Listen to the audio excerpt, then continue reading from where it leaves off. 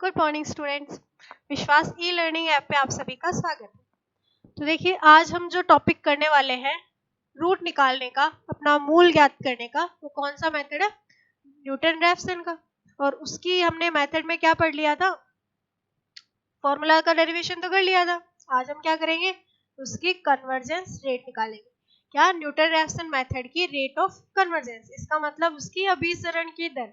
अभिसरण की दर का मतलब मैंने क्या बताया था कि आपके पास में अगर आपका एग्जैक्ट रूट एक्साई है तो उस फलन को अप्रोक्सीमेट से एग्जैक्ट तक जाने के लिए, सन्निकटन से सही मान तक जाने के लिए जो स्पीड होती है ना, जैसे मैंने क्या बोला था कि जब अभिसरण की दर ज्यादा होती है तो आपका मूल क्या होता है? जल्दी मिल जाता है। तो अभी हमने जो क्वेश्चंस पढ़े थे, जो एक दो क्वेश्चंस हमने सॉल्व किए थे, उसमें क्या लगता था 3 से 4 बार अगर हम करते थे, 3 से 4 अप्रोक्सीमेशन में आपको क्या मिल जाता था? डेसिमल के बाद में 4 या 5 पॉइंट तक सेम वैल्यू मिल जाती थी। एक क्वेश्चन में तो हमें 6 तक भी मिली थी। तो इसमें क्या होता है कि इसकी अभिसरण की दर जो है वो सबसे ज्यादा होती है। जो 3 मेथड थे ना हमारे, 3 विधि, उनमें सबसे अधिक किसकी होती है अभिसरण की दर? न्यूटन रैफसन मेथड की होती है।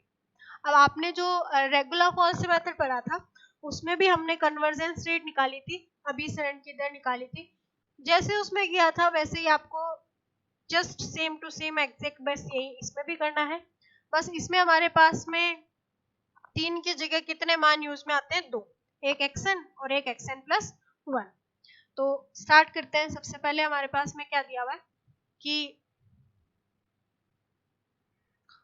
माना समीकरण fx बराबर 0 का सही मूल xi है। That is, let real root of the equation fx is equal to 0 is xi। ना हमारा रूट क्या है? एग्जैक्ट सही मान, एकदम वो पॉइंट जहां पे आपका फलन का मान कितना हो जाता है? 0 हो जाता है। वो कौन सा है? xi है।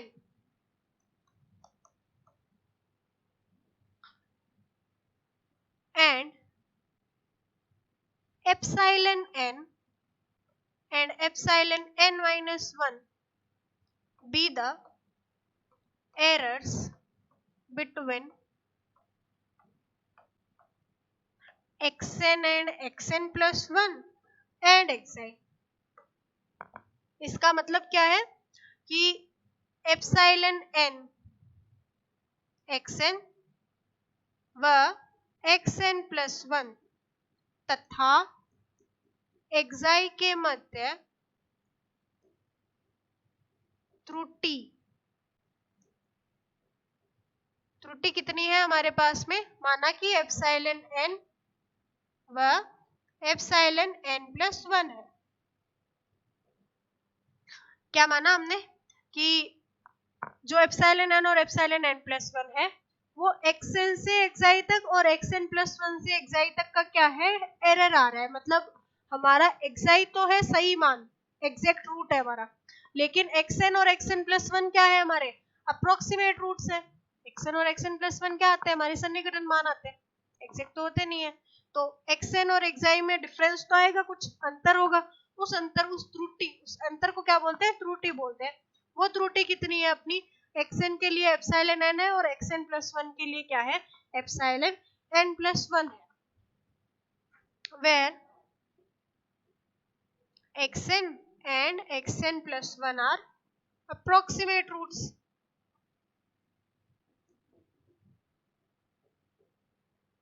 xn व xn+1 सन्निकटन मूल है। जहां xn और xn+1 क्या है? आपके अप्रोक्सीमेट रूट है, सन्निकटन मूल। तो उस केस में हमारे पास में जो xn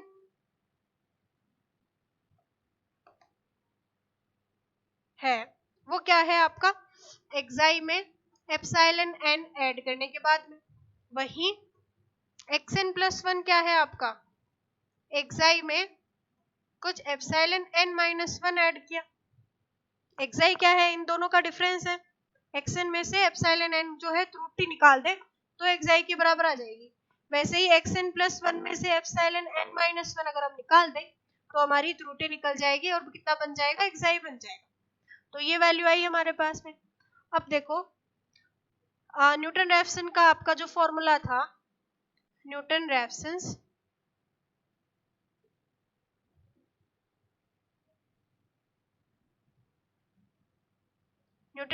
का फॉर्मूला क्या था?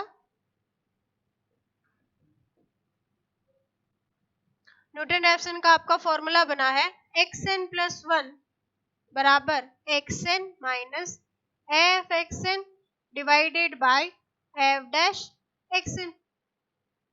यही था हमारा ना, हमारा जो रूट है वो क्या बना था, xn प्लस 1 बराबर xn minus F xn upon F dash xn. इसको हम मान क्या दे देते हैं, ये हमारा एक, इसको a कर देते हैं और इसको कर देते हैं 1। तो xn प्लस 1 और xn के जो मान है वो हम क्या करेंगे, इस हमारे फॉर्मूला में पुट कर देते हैं। तो पुट करने पे क्या मिलेगा, xn प्लस 1 तो कितना है आपका, xi plus epsilon n plus 1 है, और xn कितना है, xi प्लस एप्सिलॉन n है, और वहीं आपके पास में फलन का मान xn पे, xn मतलब f डैश, और डेरिवेटिव का मान भी कितना है, xn पे, अवकलन का मान भी xn मतलब xi प्लस एप्सिलॉन n पे। तो ये हमने सारे मान रख दिए xn और xn प्लस 1 के। अब इसको सॉल्व कर लेते हैं। तो देखो दोनों तरफ xi है ना आपका, तो ये तो हो जाएगा कैंसिल। बचेगा क्या आपके पास में, एप्सिलॉन n प्लस 1 बराबर epsilon n minus F xi plus epsilon n, और नीचे कितना है, F dash xi plus epsilon. इसको मान लिया इक्वेशन नंबर 2, समीकरण नंबर 2। अब आपको इसको थोड़ा सा सिंप्लीफाई करना है। इसको किससे, जैसे किया था टेलर सीरीज से, तो टेलर प्रसार अप्लाई कर दो इसके। तो हम क्या करेंगे, ऊपर नीचे एक एक वैल्यू देख लेते हैं पहले ना।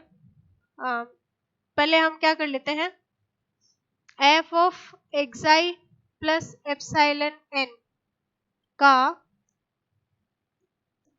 टेलर श्रेणी प्रसार, टेलर सीरीज एक्सपेंशन ऑफ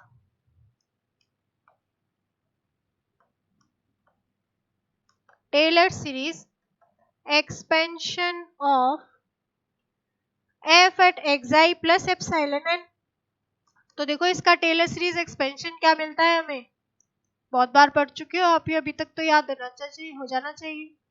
तो देखो f सही मान है xi और अंतर कितना आ रहा है हमारे पास, एप्सिलॉन n का, तो क्या आ जाएगा, F xi plus epsilon n F dash xi plus epsilon n का square F double dash xi divided by 2 factorial plus epsilon n का whole cube F triple dash xi divided by 3 का factorial, और ऐसे ही चलता जाता है। तो ये तो आया हमारा एफ एट xi। अब देखो xi आपका क्या है, सही मूल है। अगर सही मूल है तो फलन का मान xi पे कितना होगा, 0। मतलब एफ एट xi बराबर तो कितना होगा, 0, क्योंकि क्या है हमारे पास में, xi is real root of fx। फलन का रूट सही मान, सही मूल कितना है, xi है, तो इस पे फलन का मान 0 होगा। इसका मतलब आपका F at xi plus epsilon n कितना बन गया, epsilon n F dash xi plus epsilon n का square F double dash xi upon में 2 फैक्टोरियल प्लस 2। ये तो आया आपका इस न्यूमरेटर की वैल्यू, अंश की वैल्यू तो ये आ गई। इसको हम मान दे देते हैं समीकरण नंबर 3, और फिर दूसरा वाला सॉल्व करते हैं जो हर में लिखा हुआ है। हर में क्या लिखा हुआ है आपका, F dash at xi plus epsilon. तो जहां एफ आ रहा है उसकी जगह क्या मिल जाएगा आपको, एफ डैश मिल जाएगा। तो क्या लगाएगा सबसे पहले एफ डैश एक्साई, आपका अंतर डिफरेंस कितना है एप्सिलॉन एन का, एक पहले से डेरिवेटिव है, एक बार और हो जाएगा तो 2 बार 1 फैक्टोरियल प्लस एप्सिलॉन एन का स्क्वायर, 2 बार, एक तो पहले से किया हुआ है और एक बार और करेंगे तो 3 बार derivative upon 2 factorial plus 2 so. ये मान किसका आ गया आपका F dash at xi plus epsilon n. ये आ गई समीकरण नंबर 4। तो हमने क्या किया, ये F xi plus epsilon n का मान निकाल लिया और F dash xi plus epsilon n का मान निकाल लिया। अब हम क्या करेंगे, इस इक्वेशन नंबर 2 में पुट कर देते। तो रखो 3 और 4 को 2 में, तो है हमारे पास में है एप्सिलॉन एन प्लस 1 बराबर एप्सिलॉन, पहले तो put equation 2 and 3 and 4 in equation number 2। समीकरण 2 में समीकरण 3 तथा 4 का मान रखने पर क्या मिलेगा, एप्सिलॉन n प्लस 1 बराबर एप्सिलॉन n माइनस, यहाँ आपकी जो वैल्यू आई है वो कितनी है, epsilon n F dash xi plus epsilon n F dash xi plus epsilon n का square F double dash xi upon में 2 फैक्टोरियल प्लस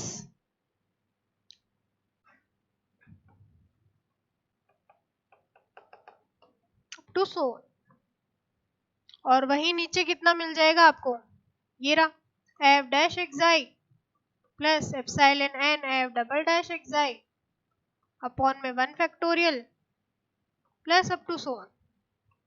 लेकिन देखो हमारा जो एप्सिलॉन है वो कैसी एक बहुत ही छोटी वैल्यू है, अगर उसका हम क्यूब या 4 टाइम्स करें उसको मल्टीप्लाई तो बहुत छोटी वैल्यू आएगी, जीरो के बहुत ज्यादा पास में, तो उसको हम क्या मान सकते हैं, जीरो मान सकते हैं। तो आगे वाली जितनी भी वैल्यूज है उनको नेग्लेक्ट कर देंगे, तो इसके आगे जितना भी है आपका वो डिलीट कर देंगे और डबल डेरिवेटिव तक की वैल्यू रख लेते हैं। इसका एलसीएम लेके सॉल्व करते हैं। इसमें लिख देना neglecting higher power of epsilon, epsilon n की उच्चतम घात की के पदों को नकारने पर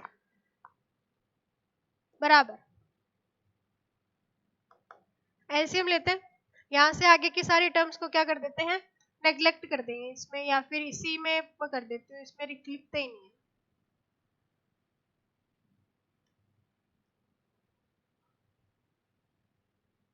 क्या है, neglecting higher powers of epsilon n, epsilon n की उच्चतम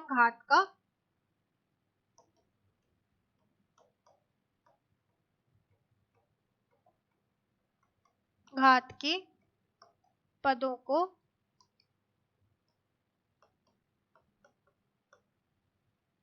नेग्लेक्ट करने पर, तो हायर पावर्स को हम क्या कर रहे हैं, नेग्लेक्ट कर दे रहे हैं, उनको छोड़ दे रहे हैं, तो इतना मिल जाएगा। अब इसका अगर हम एलसीएम लेंगे तो आपके पास में क्या बचेगा, नीचे F dash xi plus epsilon n F dash double dash एक्साई और नीचे कितना है, एक ही है, तो ये मिलेगा आपको डिनोमिनेटर में, हर में तो ये मिल जाएगा। ऊपर क्या मिलेगा, एलसीएम लेंगे तो एप्सिलॉन n इससे मल्टीप्लाई होगा, तो epsilon n F dash xi plus epsilon n का square F double dash एक्साई minus epsilon n F dash एक्साई और माइनस का epsilon n square F double dash xi upon में 2 फैक्टोरियल, तो 2 फैक्टोरियल कितना हो जाएगा, 2। अब देखो एप्सिलॉन n और एप्सिलॉन n और एफ डैश एक्साई ये तो हो गया आपका कैंसिल,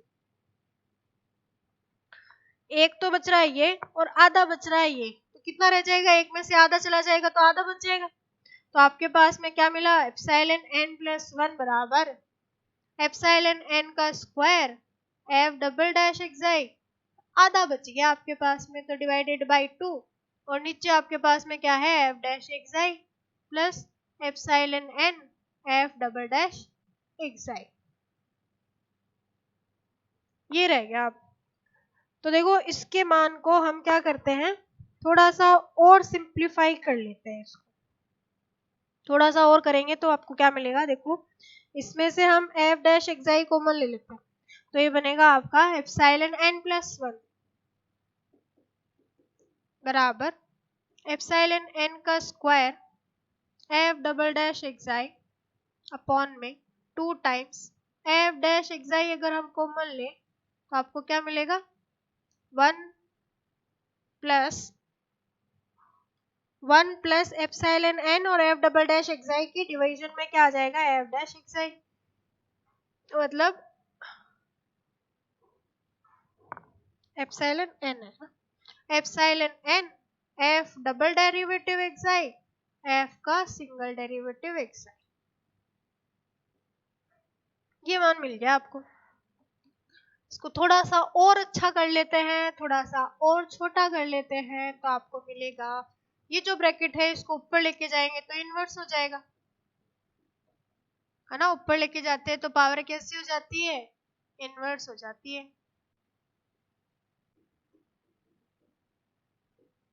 तो ये क्या हो जाएगा, 1 plus epsilon n f double dash xi upon में एफ डैश एक्साई, इसका इनवर्स।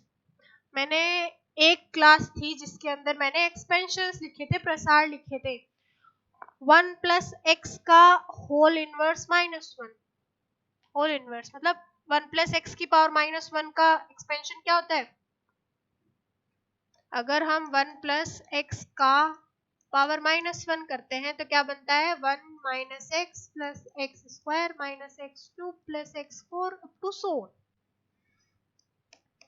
तो देखिए अगर हम इसका एक्सपेंशन करें तो आपको मिलेगा एप्सिलॉन n प्लस 1 बराबर एप्सिलॉन n का स्क्वायर एफ डबल डैश एक्साई, नीचे 2 एफ डैश एक्साई, और यहाँ पे एक्सपेंशन करेंगे तो क्या आएगा, 1 माइनस एक्स, एक्स मतलब epsilon n f double dash xi upon में f dash xi plus epsilon n का square F double derivative xi का स्क्वायर अपॉन में एफ डैश एक्साई का स्क्वायर, ये मिल जाएगा अप टू सो।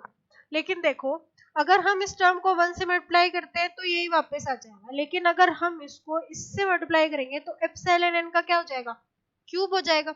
लेकिन हम 2 के बाद तो जितनी भी एप्सिलॉन n की पावर आ रही है उसको तो नेग्लेक्ट ही कर रहे हैं ना, शुरू से नेग्लेक्ट कर रहे हैं, उच्चतम घातों को स्क्वायर तक की टर्म ही ले रहे हैं हम, एप्सिलॉन n का स्क्वायर जहां तक आ जाता है सिर्फ वहीं तक, क्यूब करेंगे और छोटा हो जाएगा, तो वो वाला तो हम ले ही नहीं रहे, नेग्लेक्ट कर रहे हैं। तो इसमें क्या आ जाएगा कि जब इसको हम इस टर्म से मल्टीप्लाई करेंगे, इस पद से मल्टीप्लाई करेंगे तो एप्सिलॉन n की पावर 3 हो जाएगी, एप्सिलॉन n की पावर घात कितनी आ जाएगी, 3 आ जाएगी,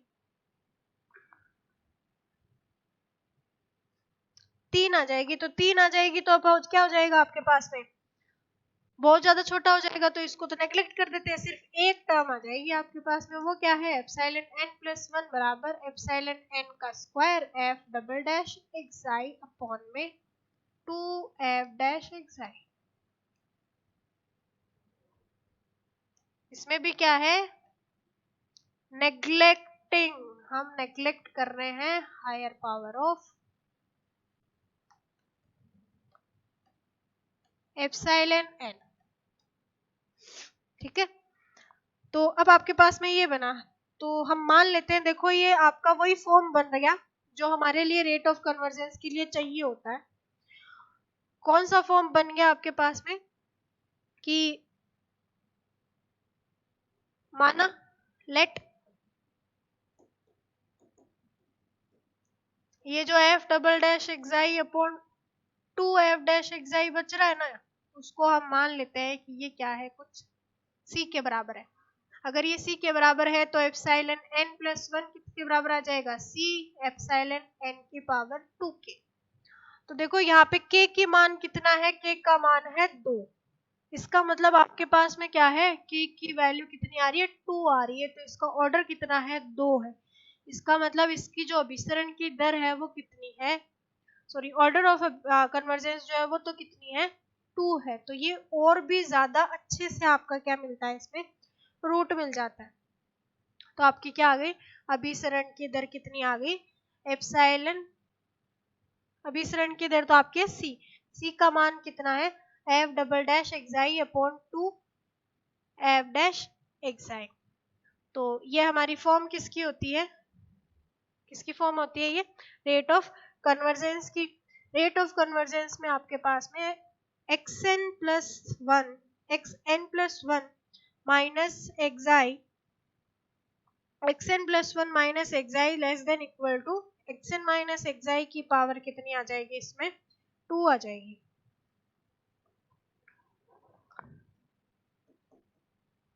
तो plus less than equal to c xn minus xi, और यहाँ पे पावर कितनी है आपकी 2। देखो एप्सिलॉन एन और एप्सिलॉन एन प्लस 1 क्या था आपका, xn बराबर तो कितना है, एक्साई प्लस एप्सिलॉन एन है, और xn प्लस 1 कितना है आपके पास में, हमने लिया है xi plus epsilon n plus 1 लिया है। तो यहाँ से आपके पास में एप्सिलॉन एन और एप्सिलॉन एन माइनस 1 का एन प्लस 1 का मान क्या आ जाएगा, देखो एप्सिलॉन एन प्लस 1 कितना हो जाएगा आपका, xn प्लस 1 माइनस एक्साई, यहाँ पे लिख दिया। और ये क्या आ जाएगा सी, और इसकी जगह कितना आ जाएगा xn माइनस एक्साई, पावर कितनी है अपनी 2 है। इसका मतलब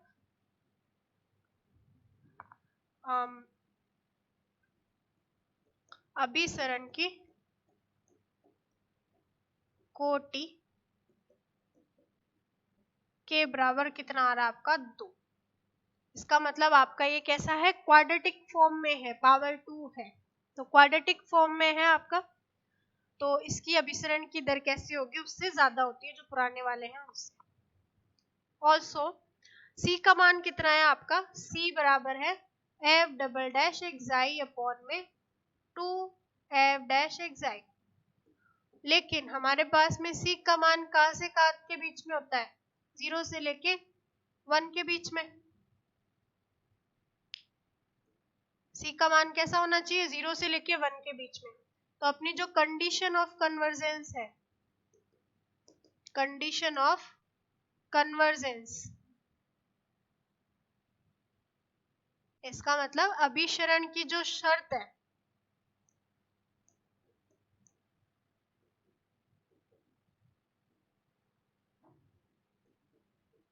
अभिसरण की शर्त क्या है हमारी, कि C का मान जो है वो 1 से कम होना चाहिए। इसका मतलब ये जो हमारे पास में F double dash xi upon में 2 एफ डैश एक्साई जो है वो कैसा होना चाहिए, लेस देन 1 होना चाहिए।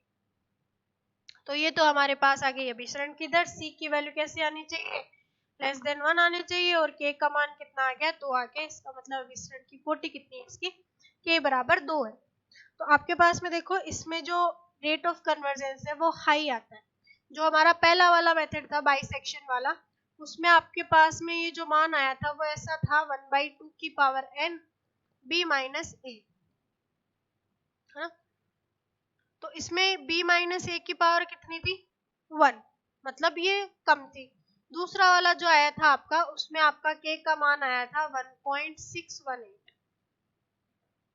k का मान कितना आया था 1.618, ये इससे ज्यादा थी है ना। इन दोनों को कंपैरिजन करें तो ये वाली ज्यादा थी, लेकिन अगर इसकी बात करें तो इसमें k का मान कितना है आपका 2 है, तो इसका और भी ज्यादा है। तो इसकी वैल्यू कैसी है आपकी, हाई है। इसका मतलब इसकी रेट ऑफ कन्वर्जेंस कितनी है, हाई है। इससे आपकी जो मूल है वो क्या मिलता है, हमें जल्दी मिल जाता है। कुछ एक सन्निकटन करने पड़ते हैं, कुछ एक अप्रोक्सीमेशन करने पड़ते हैं, लेकिन जल्दी ही मिल जाता है। तो ये थी अपनी क्या, rate of convergence of Newton Raphson method. इसमें बाइसेक्शन हो गया, रेगुलर फॉल्सी हो गया, फॉल्स पोजीशन बोलते हैं जिसको, और एक हो गया न्यूटन रैफसन। ठीक है, 3 आपके क्या हो गए, फॉर्मूले हो गए, 3 मेथड्स हो गए, और एक तीनों के रिस्पेक्ट में हमने कुछ तीनों के ये हमने क्या कर लिए, कुछ क्वेश्चंस भी सॉल्व कर चुके हैं हम। कैसे करते हैं, फॉर्मूले डिराइव कर लिए, रेट ऑफ कन्वर्जेंस कर ली। तो आपका क्या है, रूट में सिर्फ इतना ही सिलेबस था। तो आई होप कि आपको सबको समझ में आया होगा। रेट ऑफ कन्वर्जेंस, फॉर्मूला का डेरिवेशन पूछा जा सकता है, आपके डेरिवेशंस भी आते हैं, रेट ऑफ कन्वर्जेंस भी आते हैं। और क्वेश्चन आ गया तो उसको फॉर्मूले से, कैलकुलेटर की हेल्प से सॉल्व करने रहा है। तो आई होप कि आप सबके एग्जाम्स बहुत अच्छे से हो जाएंगे। Thank you.